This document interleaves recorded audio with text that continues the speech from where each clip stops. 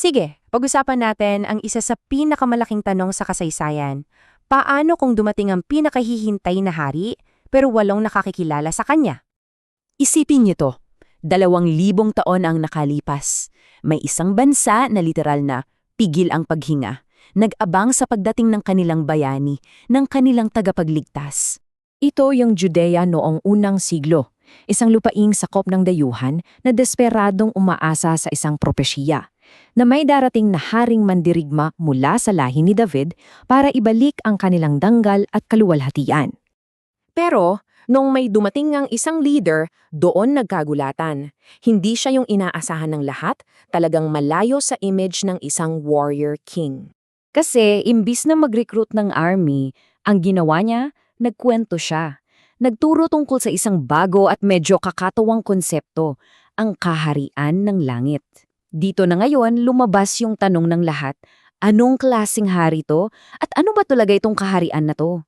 Okay, para masagot yan, i-check muna natin ang credentials niya. Yung parang royal ID niya, ikangat. Alam nyo, sinadya talaga ni Mateo na i-trace yung angkan ni Jesus pasulong mula kay Abraham tapos diretso kay David, ang kanilang pinakadakilang hari. Bakit? Para patunayan yung legal claim niya sa trono. Hindi ito tulad ng ibang talaan na pabalik ang bilang para ipakita ang pagiging tao niya. Ito, para ipakita na hari siya. So, gets nyo? Yung titulong anak ni David, hindi lang yan basta-basta. Isa yung direktang pag-angkin sa trono. Isang political statement, isang royal declaration. Okay, ngayon, na-establish na ang identity niya bilang hari, silipin naman natin yung plataforma niya. Ano ba ang laman ng manifesto niya para sa kaharian ng langit?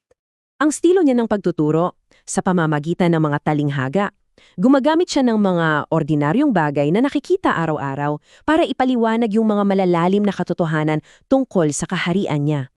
At ayon sa mga talinghaga niya, yung kaharian, hindi ito darating na parang bagyo. Una, nagsisimula ito sa sobrang liit, halos invisible. Pangalawa, lumalago ito ng palihim, parang libadura sa tinapay, pero malakas ang epekto. At pangatlo, ang halaga nito, sobrang taas.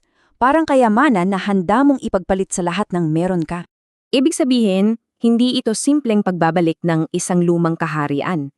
Hindi ito part 2. Ito ay ang paglalantad ng isang ganap na bagong realidad. So, kung nandito na pala yung kaharian na yan, ang malaking tanong, paano ka magiging citizen? Ano ang requirements? At dito, nilinaw ni Jesus ang pagpasok sa kaharian ay wala sa estado mo sa buhay, sa yaman o sa lahi mo. Nakadepende ang lahat sa kung paano mo tinatanggap at, higit sa lahat, inuunawa ang mensahe ng hari. Ito yung tinatawag nating breaking the system. Kasi binaliktad niya yung sistema ng mga religious leaders noon na puro pasanin at komplikadong rules ang alam.